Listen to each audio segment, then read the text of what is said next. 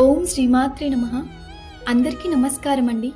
ఈ రోజు మనం లలితా సహస్రనామంలో 7వ శ్లోకం అర్థం చేసుకుందాం. నవచంపక పుష్పాభనాసాదండ విరాజిత తారా కాంతి తిరస్కారిణాసాభరణ భాసురా.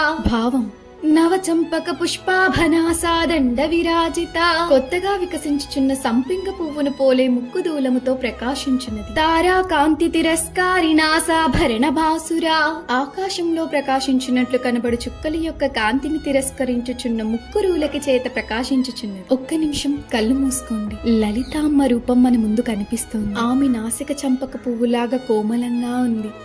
అది ఒక శుద్ధత, కోమలతని సూచిస్తుంది. ఆమె ముక్కెర ప్రకాశిస్తోంది. ఆ వెలుగు నక్షత్రాల ప్రకాశంని కూడా ముంచేస్తోంది. కానీ అమ్మ రూపంలో ఉన్న అందం కేవలం అలంకారం కాదు, అది మన జీవితంలో వెలుగుని సూచిస్తుంది. మనం సరైన మార్గంలో నడవడానికి అమ్మ మన ముందు వెలుగు చూపిస్తుంది అని భావం. ఈ శ్లోకం మనకి అమ్మ రూపం, శుద్ధత మరియు ప్రకాశ రూపం కోసం చెప్తుంది. నాసిక అంటే ప్రాణ, శ్వాస అంటే జీవం.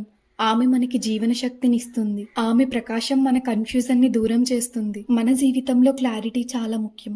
డెసిషన్ తీసుకునే ముందు ఒక్క నిమిషం కామ్గా శ్వాస తీసుకుని ఆలోచించాలి. మనం క్లీన్ ఇంటెన్షన్స్ తో నడిస్తే మన లైఫ్ లో క్లారిటీ వస్తుంది. లలితామ్మలాగా మనం కూడా మన ప్రెజెన్స్ తో వెలుగు స్ప్రెడ్ చేయాలి. వెలుగు ఉంటే అంధకారం తగ్గిపోతుంది అంటాం కదా, అదే విధంగా మన మనసులో క్లారిటీ ఉంటే డౌట్స్, కన్ఫ్యూజన్ అన్నీ తగ్గిపోతాయి. ఆ క్లారిటీ రూపమే అమ్మ ప్రకాశం.